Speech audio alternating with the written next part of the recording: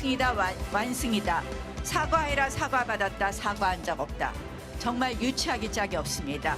지소미아 논란은 이 정권 외교 안보 라인의 한심하고도 위험한 수준을 그대로 드러냈습니다. 일본 정부가 성의를 보이지 않는 경우는 언제든지 지소미아를 종료하겠다는 입장에 일본이 양해를 했다는 점에서 큰 의미가 있다고 생각이 듭니다.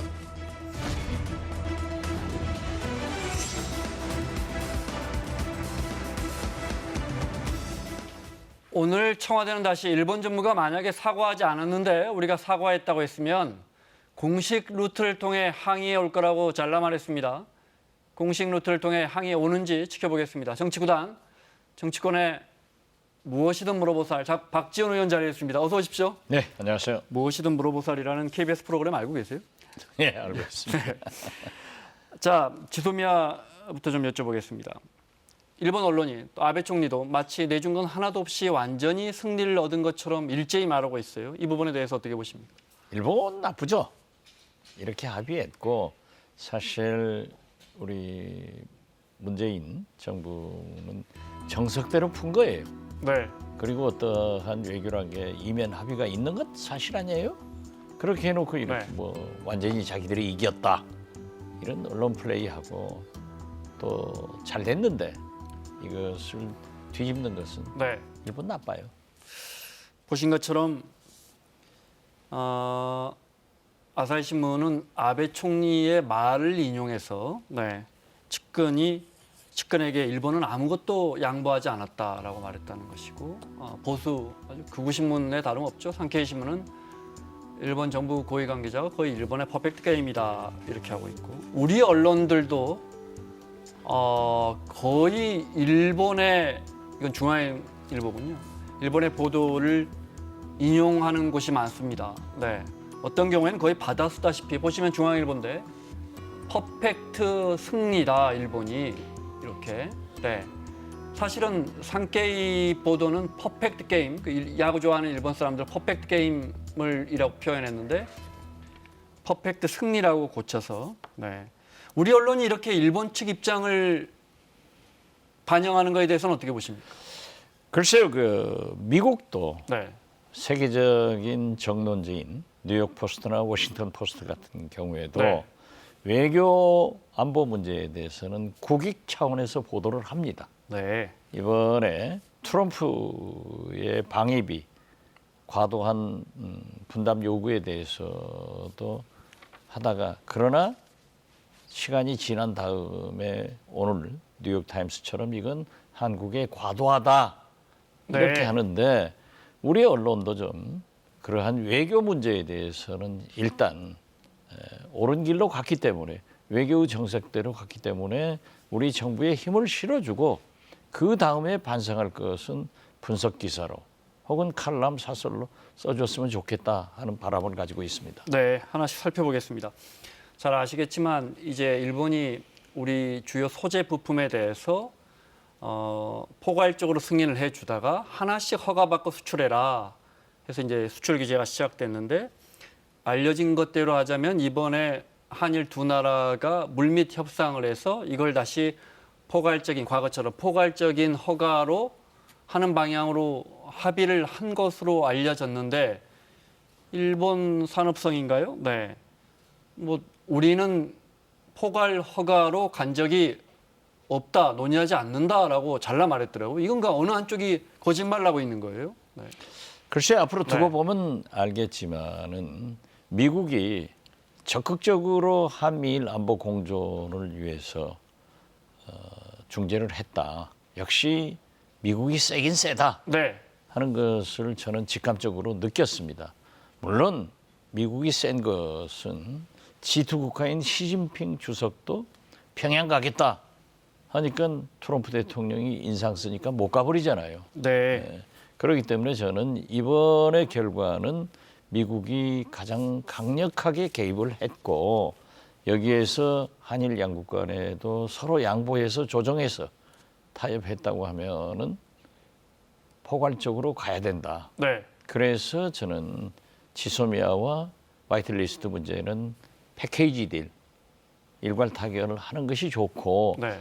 가장 큰 문제인 강제징용 문제에 대해서는 정상 간에 풀어나갈 것 아닌가 네. 이렇게 예상을 하는데 저렇게 일본에서 얘기하는 것은 바람직하지 않다. 설사 그렇지 않더라도 풀어나는 방향으로 얘기를 해야지 마치 치킨 게임 하던 식으로 네. 뭐 애들 싸움도 아니고 지금까지 싸워서 일본도 경제적으로 얼마나 손해예요.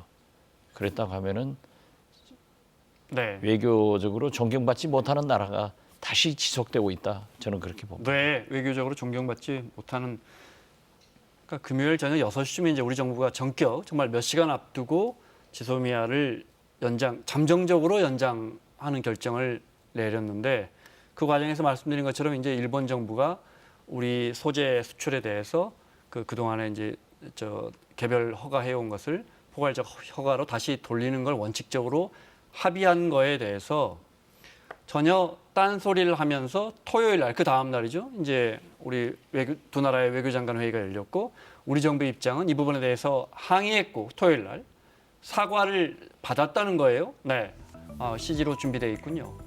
그랬더니 아사히 신문은 외무성 간부가 그런 사실이 없다고 하는 거예요. 네, 그랬더니 다시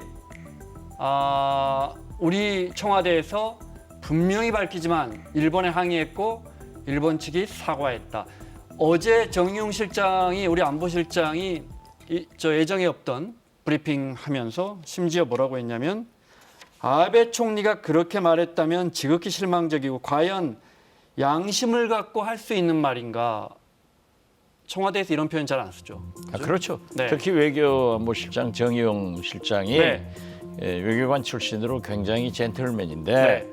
저렇게 얘기를 했다고 하는 것은 분명한 네. 자신감을 가지고 있고 일본 정부의 그런 배신 행위에 대해서 굉장히 배신감을 가지고 네. 지적을 했다. 저는 그렇게 봅니다. 청와대가 단단히 화가 났다. 그렇죠. 네. 그리고 그렇게 해서는 안 되죠, 일본이. 어떻게 됐든 지수리 국가 아니에요. 네.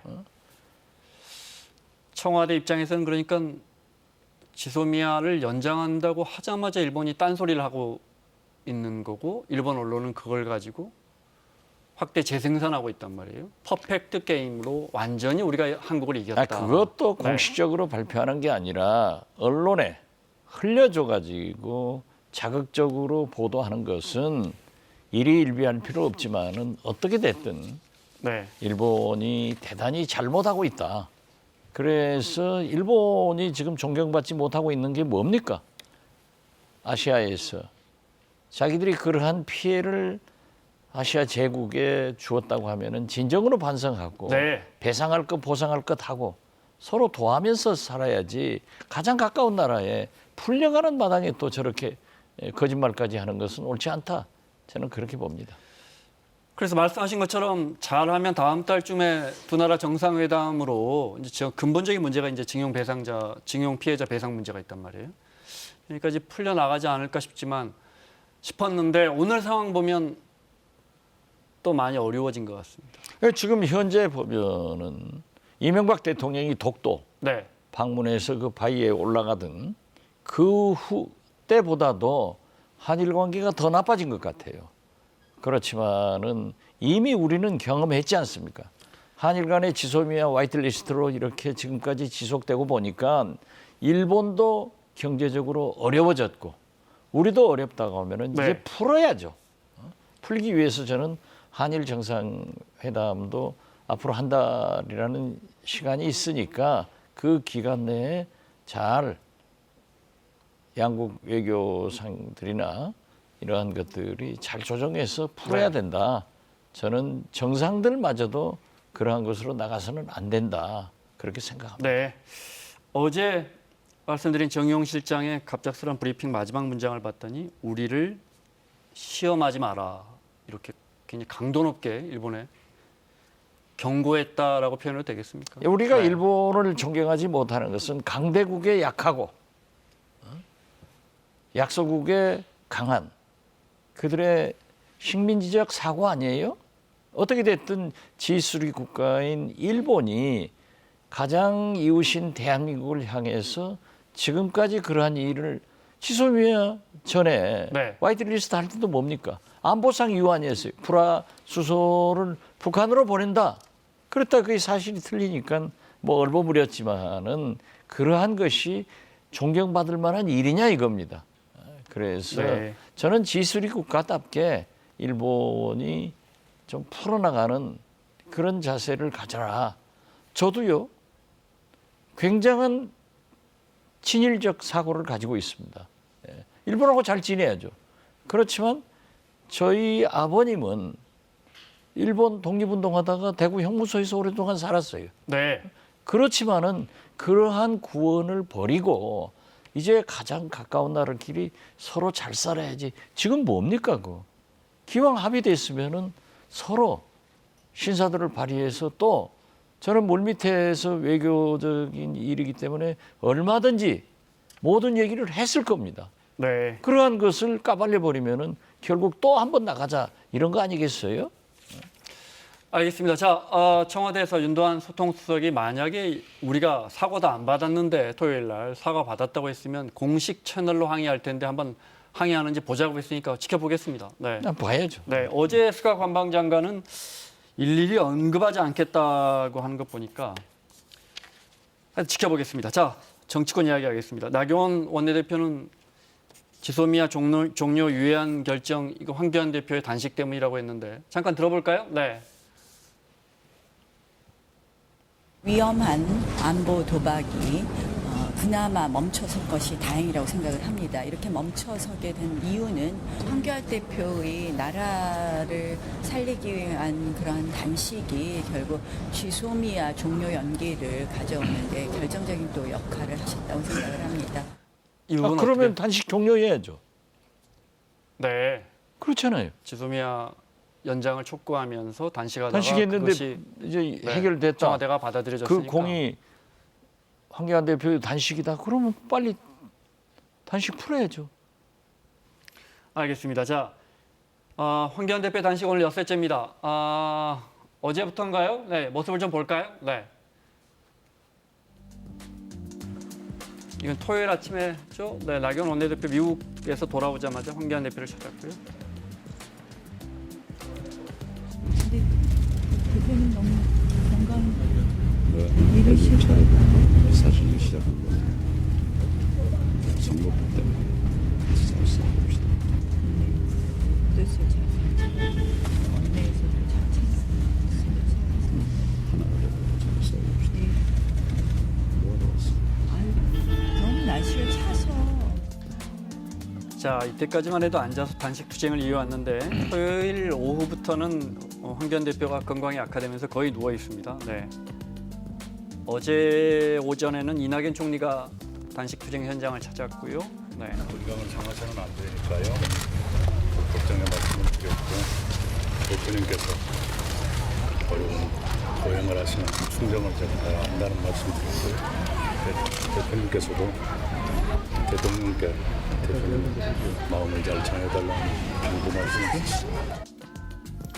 어제 오후 3시입니다. 네, 비가 내리는 가운데 청와대 앞에서 열린 한국당 비상의총에 부축을 받아서 참석했고요. 애국가도 불렀습니다.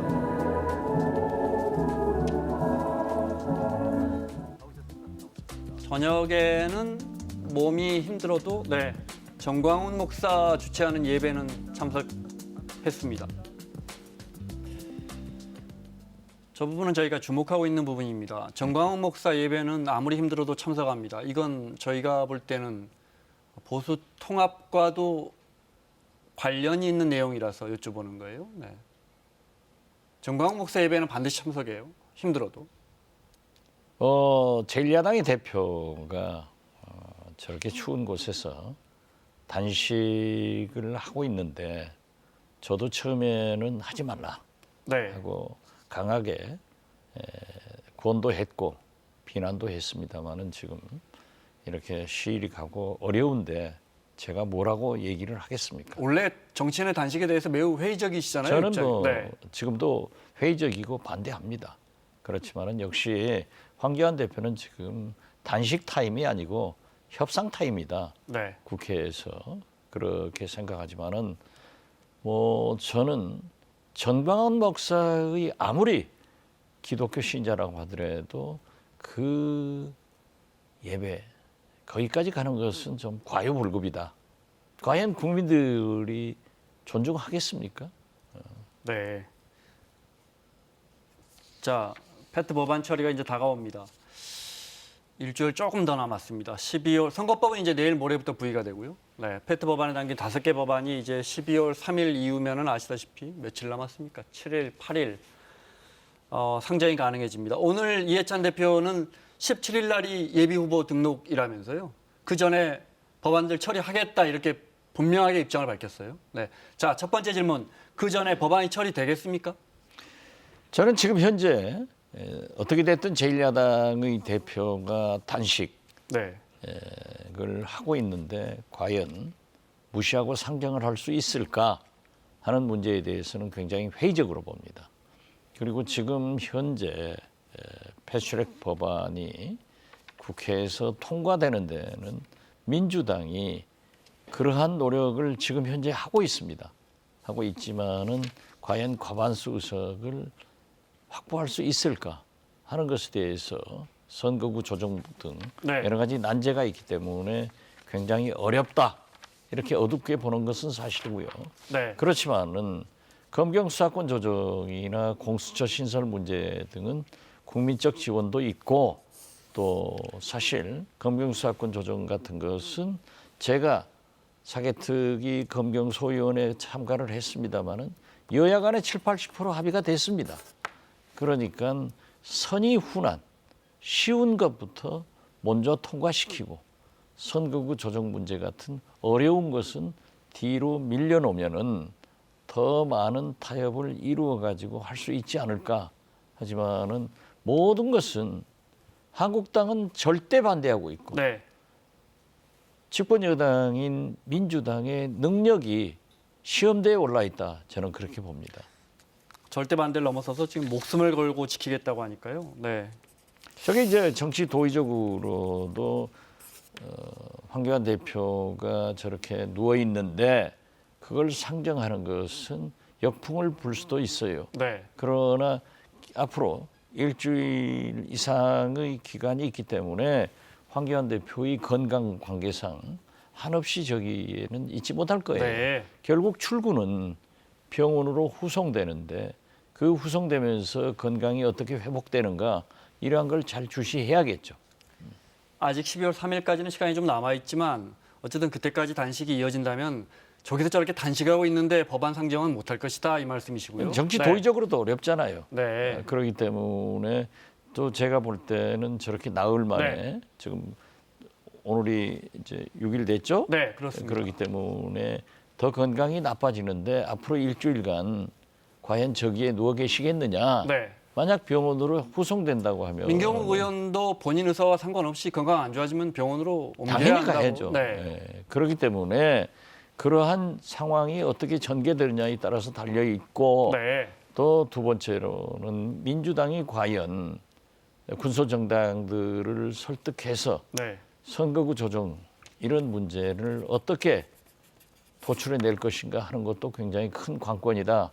그래서 저는 여러 가지로 보면은 네. 선이 우난하자 쉬운 건 먼저 하고 어려운 것은 뒤로 근데 지금 밀려가면서 말씀하신 것처럼 검경 수사권 조정 이런 법안들을 먼저 통과시키는 거는 정의당이나 작은 정당들에서 반대해 왔던 겁니다. 다 같이 하자. 그렇죠. 다 같이 하자. 민주당 원하는 것만 왜 먼저 하냐. 그렇지만은 했거든요. 민주당이 원하는 게 아니고 네. 선거구 조정 문제에 대해서 민주당이 확실한 대안을 제시해서 지금도 없어요.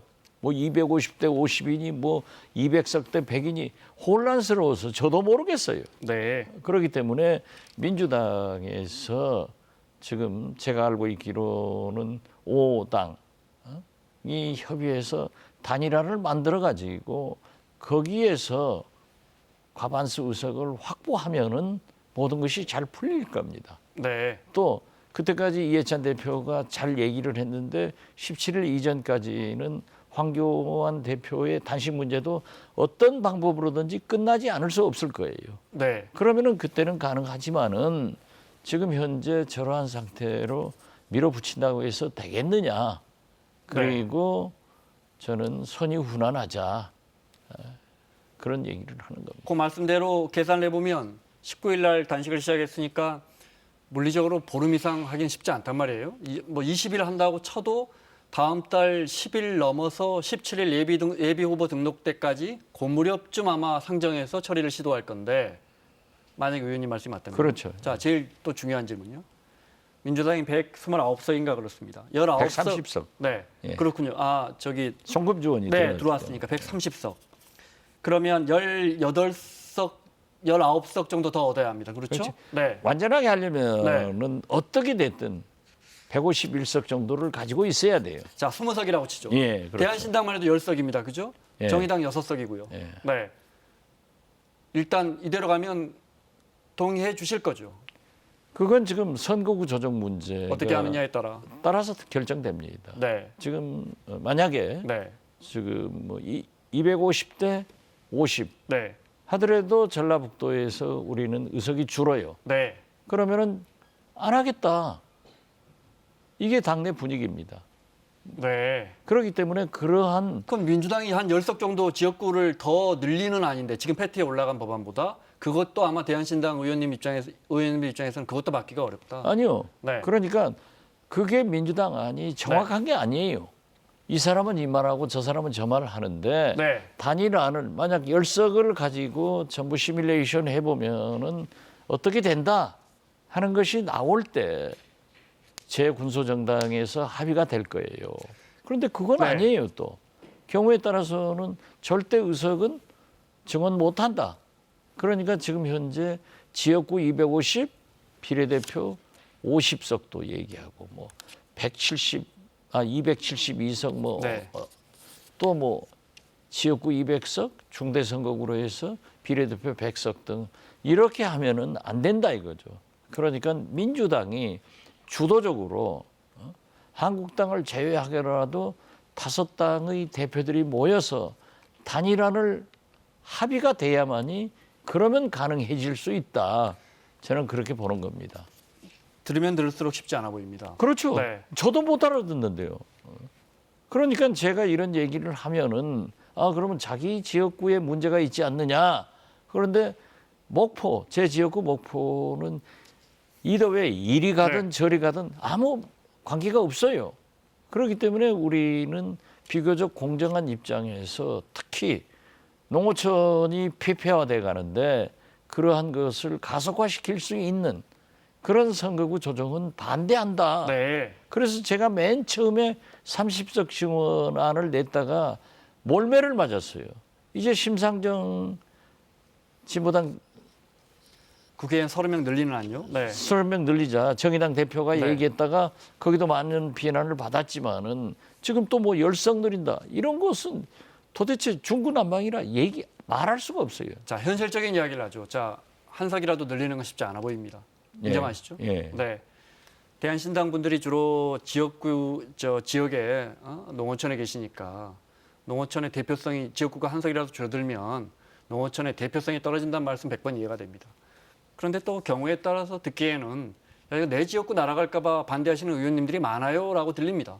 그렇죠. 뭐 목포는 아닐지라도. 네. 아니 그게 원칙입니다. 네. 그래서 협상이 그건 쉽지 않다. 한국당도 네. 민주당 의원들도 똑같아요. 내 지역구를 흔들지 말라예요. 국민들 입장에서는 근데 그분들의 지역구가 중요한 게 아니고 우리가 처음에 선거법 논의를 시작한 이유가 국민들의 대표성, 비례성이 잘 맞지 않는다. 국민들이 투표한 만큼 제대로 우리가 대표자를 뽑지 못한다는 바로 선관위 그거죠. 해석부터 그렇기 시작된 거 때문에 아닙니까? 그렇지만은 지역의 균형 발전도, 균등 발전도 이루어져야 된다 이거죠. 미국처럼 네. 지역을 대표하는 상원 의원이 있는가 하면은 인구를 대표하는 하원 의원이 있단 말이에요. 양원제가 됐는데 우리나라는 단원제이기 때문에 지역도 인구도 감안한 선거구 조정이 돼야 된다는 거예요. 그렇게 되기 때문에 만약 지금 현재 국회의원 한 석이 있느냐 없느냐에 따라서 그 지역의 예산 발전은 굉장히 영향이 있습니다. 네. 그런데 농어촌 경우 같은 데는 지금도 4군 가장 많은 곳이 5군인데 6, 7개 군이 합쳐진다고 하면은 과연 되겠느냐? 대표성이 있겠느냐? 그렇기 때문에 네. 상한선을 헌재가 결정되고 있으니까 그걸 잘 조정해 보자 하는 거죠. 네. 자, 그래서 선거법 정말 자유한국당 빼고라도 나머지 정당들이 합의하기가 너무 어려우니까 쉬운 검경 수사권 조정안이라도 먼저 통과시켜 보자 이 말씀이신 거죠? 그렇죠. 자, 개혁은 그거- 빠를수록 그거 다시 계산해 보겠습니다. 민주당 130석 플러스 대한신당 10석 하면 이제 한 10석만 더 있으면 통과시킬 수 있는데 통과되겠습니까? 저는 통과된다고 봅니다. 그것만 하면. 그렇기 때문에 민주당에서 전제 조건이 선거구 조정 문제에 대해서 확실한 네. 5개 당이 모여서 합의를 해주라 이거죠. 공수처 법안까지 포함해서요. 그렇죠. 네. 모든 것을. 근데 정의당이나 바른미래당의 일부 의원들 이런 분들이 선거법 결정이 안 됐는데 공수처 먼저 가려고 그러면 우리 당도 그런 의원들이 많아요. 네. 그렇기 때문에 제가 자꾸 말씀드리지만 네. 이 5개 당이 모여서 지도부가 합의안을 내라 이거죠. 그러면은 가능하다. 네. 그게 이루어지려면 한 열흘 조금 더 남았습니다. 합의안 안 그죠? 내면요. 네. 아무것도 안 돼요. 시간은 열흘 정도밖에 없습니다. 사실상 그렇죠? 국회는 네. 사실상 파장이고요. 알겠습니다. 어떻게 될지. 자, 이현주 의원 이야기 잠깐 들어볼까요? 네. 이현주 의원 뭐 창당한다는데 제가 할 말 없어요. 그래도 이현주 의원까지 들어보겠습니다. 제가 네. 일일이 다 답변하면 어떻게? 네. 뭐 이런 주장도 있으니까요. 들어보겠습니다. 네. 닭의 모가지를 비틀어도 새벽은 온다. 그런 얘기가 있었는데 저는 이미 새벽이 오고 있다고 생각하고 문재인 정권의 몰락은 이미 시작되었다고 생각합니다. 지금 이제 패스트트랙 3법 때문에 이렇게 단식을 또 계속 이어서 하고 계신데 저는 특히 공수처법을 비롯한 이 패스트트랙 3법은 대한민국이 사회주의로 가는 그 길이라고 생각합니다. 자, 이것 때문에 이현주 의원이 지금 무소속이죠. 네, 황교안 대표 단식 현장을 방문한 다음에 나와서 한 이야기입니다. 패스트트랙 3개 법안, 공수처법, 선거법, 검경 수사권 조정법, 대한민국이 사회주의로 가는 법안이랍니다. 어떻게 생각하십니까? 글쎄요. 공수처법은 검찰도 찬성하고 검경 수사권 조정은 이미 법무부와 차관과 경찰청 차장이 소위원들하고 국회의원들하고 합의된 게 7, 80% 있어요. 네. 그때는 아무 소리 안 하다가 갑자기 사회주의로 가는 길이다. 사회주의가 난 저렇게 말씀하는 사회주의가 무슨 사회주의인지는 모르겠습니다만은 뭐 이현주 의원이 저런 의견을 내는 것도 사실이에요. 오늘 또 저 아시는 분이 저한테 찾아왔더라고요. 대한 중립국당을 창당하자. 근데 왜 박 의원님 찾아갑니까? 아니 글쎄 네. 그러면 줄이면은 대중당이다. 그러니까 앞장서라. 별 얘기가 다 있어요 정치권에. 네. 그러한 얘기는 수용해서 들으면 되지 따라갈 필요는 없다. 저는 그렇게 생각합니다. 저런 주장도 있다 이 말씀이시죠? 저런 주장도 네. 있고 또 제가 이현주 의원 말씀에 일일이 답변할 그런 군번은 아니죠. 알겠습니다. 마무리 질문으로 금요일 날인가요? 최민희 전 의원이 이 자리에서 저렇게 단식하고 있는데 문 대통령이 요즘 강기정 수석 계속 보내서 이제 대통령 뜻도 전하고 단식을 좀 만류하고 그랬었는데 문 대통령이 직접 또는 사람 보내서 청와대로 좀 이렇게 모시고 와서 차라도 한 잔 대접하면서 이야기를 풀어나가면 어떻겠느냐라는 의견을 내더라고요. 어떻게 생각하십니까? 최민희 의원은 굉장히 그 문 대통령 가까운 그런 분이니까 그런 의견을 문재인 대통령한테 건의해야죠. 그런데 제가 볼 때는 네. 지금까지 단식 이런 거 할 때 대통령이 찾아간 적은 없어요. 그동안에 DJ 예를 들면서 항상 어떤 상황에서도 DJ는 대화를 하려고 했다고 하셨어요. 그러니까 그래서 여쭤보는 거예요. 정무수석이나 비서실장이 가서 간곡하게 얘기하고 단식이 풀리면은 지금 저 건강 상태로 청와대 가서 말씀할 수도 없는 거 아니에요.